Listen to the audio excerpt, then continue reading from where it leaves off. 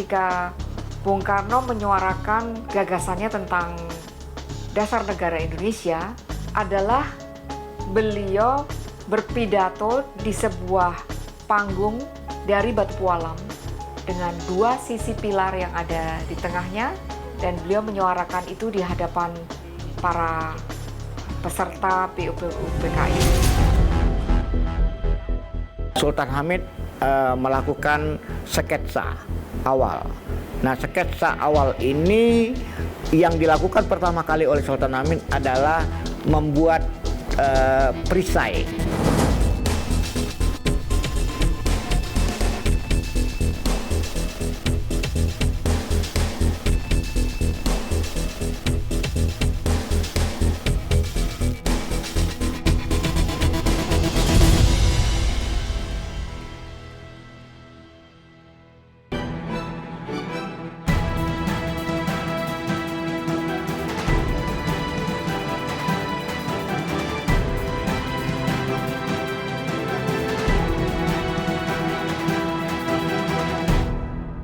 Satu Juni 1945, Insinyur Soekarno membacakan sebuah pidato berjudul Lahirnya Pancasila di sebuah sidang yang bernama Sidang BPUPKI.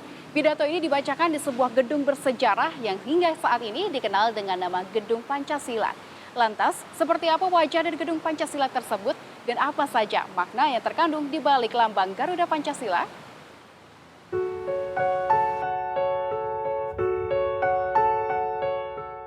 Gedung Pancasila menyimpan cerita sejarah perjuangan para pejuang untuk membangun jati diri bangsa Indonesia.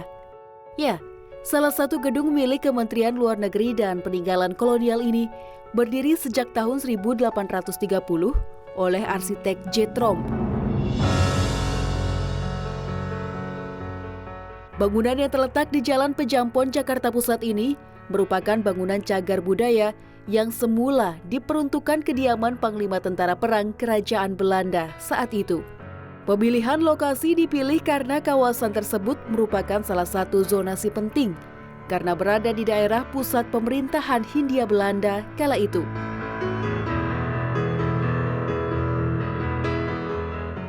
Namun, pada tahun 1918, gedung tersebut dirombak menjadi Gedung Volksstraat serupa Gedung Dewan Perwakilan Rakyat yang diresmikan oleh Gubernur Jenderal Graaf van Limburg-Stirum.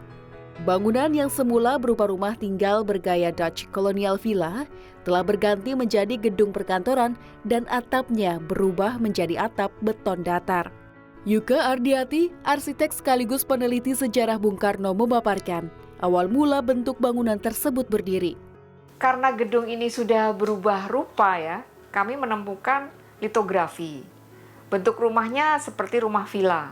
Pada masa itu memang ada pilar-pilarnya, tapi tidak seperti sekarang ini. Jadi perubahan bentuk arsitektur dari bangunan villa dengan atap yang tinggi menjadi bangunan seperti Istana Merdeka ini memang suatu perubahan atau transformasi desain yang demikian signifikan. Jadi awal dari rumah tinggal itu sudah tidak berbekas sama sekali. Pada tahun 1941, gedung ini juga pernah digunakan sebagai gedung Raad van Indië atau Dewan Hindia Belanda. Sementara, zaman pendudukan Jepang di tahun 1943 hingga 1945, gedung ini digunakan sebagai gedung Kyosan-in atau Badan Pertimbangan Pusat.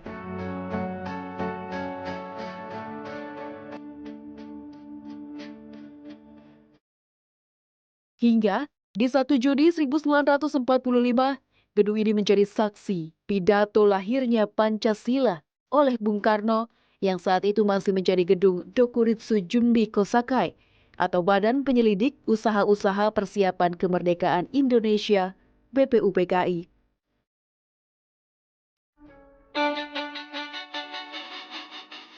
Tak hanya lekat dengan cerita sejarah dari masa ke masa, arsitektur Gedung Pancasila bergaya neoklasik yang syarat akan kemegahan mampu membuat decak kagum. Bahkan, kemegahannya mendapat perhatian khusus Bung Karno saat pembacaan pidato lahirnya Pancasila. Yang diingat oleh Bung Karno ketika Bung Karno menyuarakan gagasannya tentang dasar negara Indonesia adalah beliau berpidato di sebuah panggung dari batu pualam dengan dua sisi pilar yang ada di tengahnya, dan beliau menyuarakan itu di hadapan para peserta BPU PKI yang di hadapannya itu ada 10 baris kursi dengan 6 meja berjajar. Bung Karno menyampaikan bahwa arsitektur bangunan Belanda itu demikian berlebihan. Bahkan atapnya atau plafonnya itu dari kaca berukir, dinding-dindingnya dari pilar yang berukir pula, dengan lantai pualam yang sedemikian.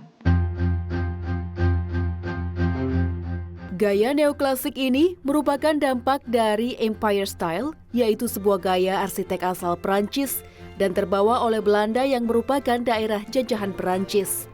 Gaya ini terlihat dari detil barok yang ada di setiap tiang dan sudut gedung, detil ornamen dan pemilihan warna putih serta emas yang mendominasi.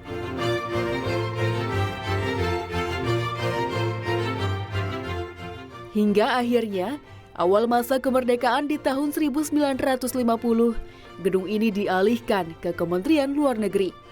Gedung ini pun semakin dikenal sebagai Gedung Pancasila, ketika pada 1 Juni 1964 diperingati secara nasional sebagai hari lahirnya Pancasila.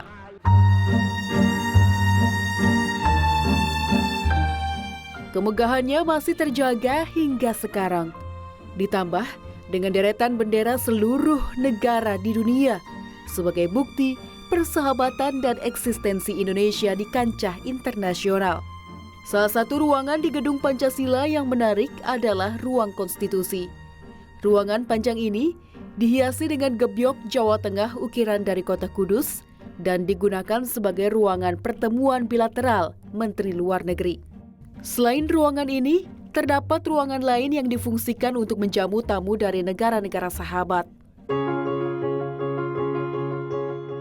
Namun, pada pemerintahan Presiden Soeharto sekitar tahun 1973, diadakan beberapa penambahan pada bagian gedung, seperti 2 buah pilar tambahan di podium Gedung Pancasila dan dibentangkan patung burung Garuda sebagai lambang Pancasila.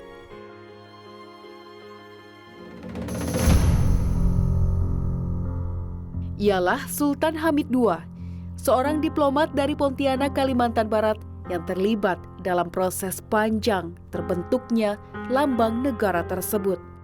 Mahendra Petrus, penulis buku Sultan Hamid II Sejarah yang Hilang yang kami temui beberapa waktu lalu, memaparkan keprihatinannya karena sosok Sultan Hamid yang tak dikenal.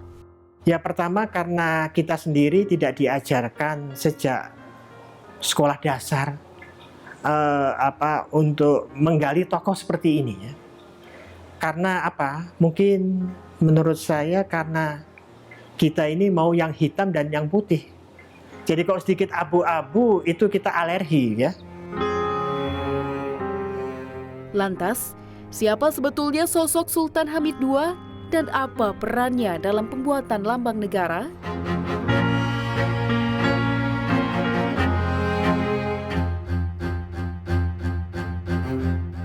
Garuda Pancasila merupakan lambang negara Republik Indonesia yang menempati posisi tertinggi dan terhormat sebagai identitas negara. Lambang Garuda Pancasila dipasang secara khusus dalam bangunan istana kepresidenan dan instansi negara lainnya. Tentunya, seluruh bagian tubuh Garuda Pancasila memiliki makna dan pesan khusus. Sayap kiri dan kanan mengembang seimbang dengan kaki mencengkeram pita bertuliskan bahasa Sanskerta, Bhinneka Tunggal Ika, yang artinya berbeda-beda namun tetap satu jua. Sayap yang mengembang terdiri dari 17 lembar bulu yang berarti tanggal kemerdekaan Indonesia, dan 8 lembar bulu pada ekor yang menjurai ke bawah melambangkan bulan ke-8 atau bulan Agustus. Sementara itu, 45 helai bulu halus di leher penanda tahun 1945. Maka genaplah 17 Agustus 1945 sebagai hari kelahiran Negara Kesatuan Republik Indonesia. Garuda Pancasila yang kita kenal sekarang merupakan rancangan terakhir dari proses yang panjang. Itulah hasil karya seorang Sultan Hamid II, seorang bumi putra pertama yang meraih pangkat Mayor Jenderal, lulusan dari Akademi Militer Kerajaan Belanda di Breda. Setelah Republik Indonesia Serikat atau RIS dibubarkan tahun 1950, Sultan Hamid yang berhaluan federalis disingkirkan dari panggung politik Indonesia. Nama Sultan Hamid dikubur oleh lawan politik dari kubu Republikan dengan stigma sebagai pengkhianat negara terkait dengan pemberontakan Westerling dalam peristiwa Angkatan Perang Ratu Adil atau APRA di Bandung tahun 1950. Meskipun Mahkamah Agung memutuskan tak bersalah atas Sultan Hamid, namun ia tetap dijebloskan ke penjara dengan vonis 10 tahun. Sultan Hamid adalah orang yang sangat unik ya. Di satu sisi mungkin dia berpandangan federal, tetapi yang bersangkutan juga adalah seorang desainer lambang negara. Ya itulah juga satu keunikan ya. Tetapi yang bersangkutan sangat nasionalis sekali ya. Sultan Hamid II lahir di Pontianak 12 Juli 1913 dengan nama Syarif Hamid Al-Qadri. Berdarah Jazirah Timur Tengah secara turun-temurun. Ia merupakan generasi ke-7 Kesultanan Qadriyah Pontianak yang berdiri sejak tahun 1771. Masa kanak-kanak dan remaja Sultan Hamid dihabiskan di beberapa kota di Jawa dan Kalimantan. Sebelum Perang Asia Pasifik meletus, tahun 1942, Sultan Hamid telah menyelesaikan pendidikan akademi militernya dengan menyandang pangkat Letnan II dan ditugaskan di berbagai wilayah di Hindia Belanda. Setelah tahun 1945, kiprah politik Sultan Hamid mulai cemerlang. Pada masa itu, ia telah dinobatkan menjadi Sultan Pontianak ke-7 dengan membawahi 12 wilayah Swapraja dan 3 Neo-Swapraja yang tergabung dalam Daerah Istimewa Kalimantan Barat atau DIKB tahun 1947. 1 tahun kemudian, Sultan Hamid diangkat menjadi Ketua BFO atau Majelis Permusyawaratan Negara-Negara Federal yang terdiri dari 6 negara dan 11 wilayah otonom. Disitulah hubungan politik dengan Soekarno dan Muhammad Hatta mulai terjalin. Meskipun negara Indonesia secara de facto telah merdeka tahun 1945, namun pihak Belanda masih setengah hati mengakui kedaulatan Indonesia secara penuh. Akibatnya, pihak Belanda melancarkan agresi militer 2 kali ke wilayah Indonesia. Ketua Yayasan Sultan Hamid II yang kami temui beberapa waktu lalu, Ansari Dimyati menilai peran Sultan Hamid sangat besar sebagai juru runding negara 17 Agustus 1945 dengan pihak kerajaan Belanda dalam menyerahkan kedaulatan agar Indonesia diakui kemerdekaannya secara internasional. Nah, pada tahun 1949 itulah peran sentral Sultan Hamid II terlihat sekali bahwa Indonesia ini tidak akan secara logik kita ketahui Indonesia ini tidak akan berdaulat dalam Konferensi Meja Bundar kalau Sultan Hamid II tidak tanda tangan di Konferensi Meja Bundar tersebut. Karena kita ketahui bahwa delegasi-delegasi yang menandatangani Konferensi Meja Bundar itu ada 3 pihak. Yang pertama, perwakilan Belanda itu bernama Van Marseven, itu yang mewakili pihak Belanda, kemudian yang mewakili pihak Republik Indonesia atau negara 17 Agustus 1945 itu oleh Dr. Handes Muhammad Hatta, dan yang mewakili BFO atau Birenkum Sur Federal Overlord atau Majelis Permusyawaratan Negara-Negara Federal ini adalah Sultan Hamid II dari Pontianak, Kalimantan Barat. Sesudah konferensi Meja Bundar di Belanda, tahun 1949, Sultan Hamid dan seluruh anggota BFO memutuskan bergabung ke negara Indonesia sebagai Republik Indonesia Serikat atau RIS. Dalam formatur Kabinet RIS, Sultan Hamid II menduduki jabatan Menteri Negara tanpa departemen pada tahun 1949 hingga 1950. Kemudian, Presiden Soekarno menugaskan Sultan Hamid untuk menyiapkan gedung parlemen dan lambang negara berdasarkan Konstitusi RIS tahun 1949 pasal 3 ayat 3. Turiman Fatur Rahman Nur, pengajar hukum tata negara Universitas Tanjung Pura Pontianak, secara gigih menggali proses perancangan Garuda Pancasila yang belum terungkap selama ini. Kalau literatur tidak jadi masalah, sudah saya dapatkan semuanya. Tapi data dokumen, karena ini metodologinya yang menjadi inspirasi penelitian saya adalah metodologi yang digunakan adalah sejarah hukum. Harus bisa dibuktikan dengan dokumen sejaman. Lantas, seperti apa proses terciptanya lambang negara tersebut?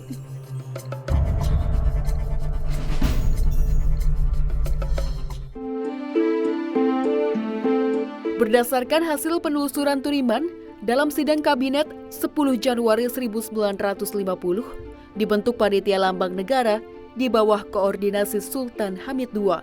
Tugas Panitia Lambang Negara membuat sayembara terbuka pembuatan lambang negara. Hasilnya, ada 2 karya terbaik milik Sultan Hamid dan Muhammad Yamin yang diajukan ke Panitia Lambang Negara. Dalam seleksi berikutnya, hasil karya Muhammad Yamin ditolak panitia karena mengandung unsur sinar matahari yang dianggap identik dengan fasisme Jepang.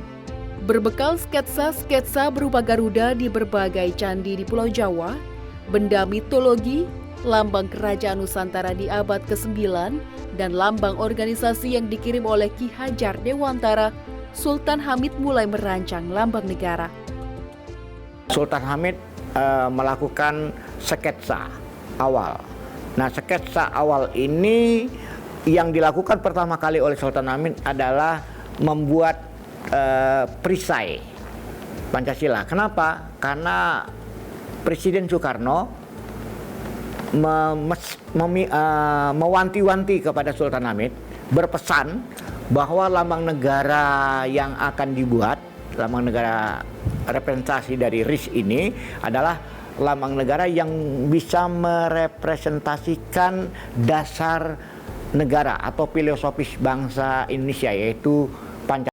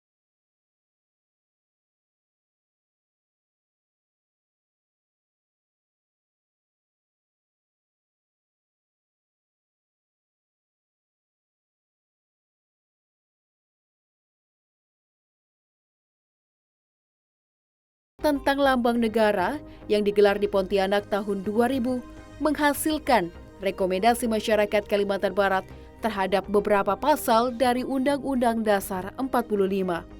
Maka disepakati pasal 36, lambang negara Republik Indonesia ialah Garuda Pancasila dengan semboyan Bhinneka Tunggal Ika. Itu pasal 36A. Pasal 36B-nya, usulan juga dari Kalimantan Barat, lagu kebangsaan Indonesia adalah lagu Indonesia Raya. Nah, pasal 36C-nya bahwa bendera, bahasa, lambang negara, lagu kebangsaan diatur lebih lanjut dengan undang-undang pasal 36C dari Undang-Undang Negara 1945. Hasil usulan amandemen pasal-pasal yang diusulkan oleh masyarakat Kalimantan Barat akhirnya disetujui yang tertuang dalam Undang-Undang Nomor 24 Tahun 2009. Lahirnya Pancasila dan Sang Garuda sebagai lambang dasar negara Indonesia menorehkan sejarah panjang jati diri bangsa Indonesia. Ada perjuangan para pendiri bangsa yang menyatukan keberagaman demi persatuan Indonesia yang dituangkan dalam dasar negara Pancasila.